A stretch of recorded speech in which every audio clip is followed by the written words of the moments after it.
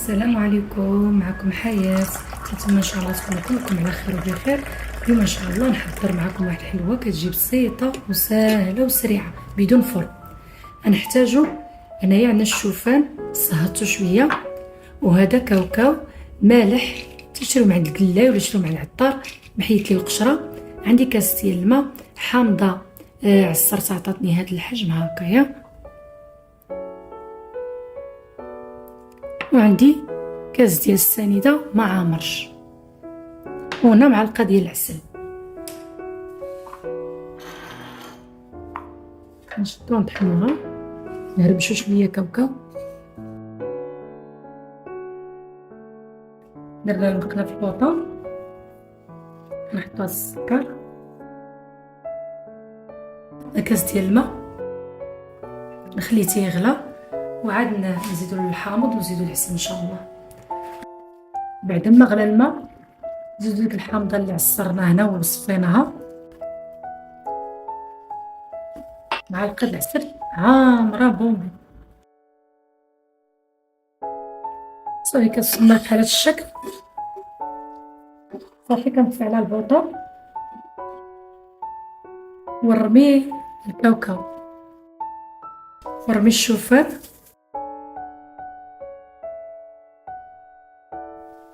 بعد ما معكناها مزيان خلطناها باش ما كتجي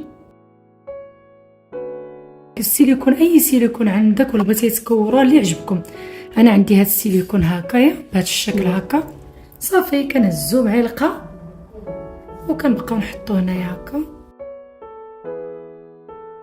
صافي كنخليوها بحال هكايا وندخلوها الثلاجه.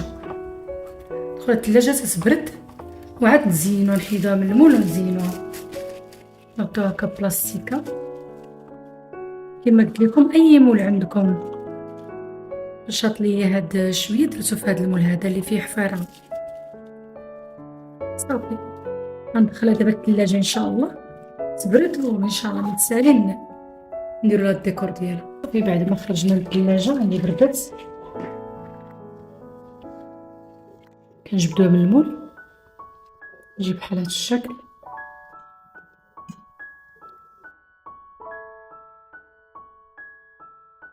كندير له واحد شويه الشوكولاط باش ما حبيتو تزوقوها زوقوها. ندير له واحد النص ديال حب الملوكه هكا، وكنمشي على هكا على الطريقه. كنعبر بالفرomboise، درتو غير هكا، درت ليه شويه الحامض وشويه ديال السكر وما طحنتهمش، خليتهم هكايا.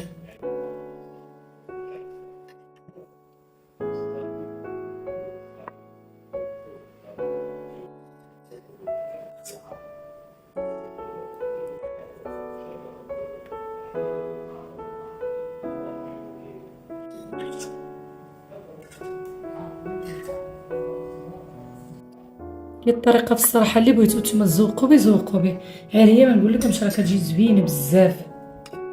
صافي نمشي على هكايا تنكمل.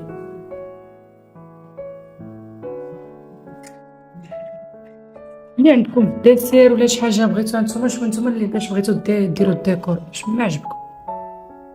وهذا هو الشكل النهائي ديال الحلوه، كتجي زوينه بزاف كما قلت لكم. من حاجه بسيطه تقدروا ديروا بها حليوه هكا في الدار وداكشي. كيكون بعد الساعات شاط لينا اللوز، قرقاع، لوز، كاوكاو، هذا كديروها بلا فران بلا والو، تجي زوينه مع كويساتاي.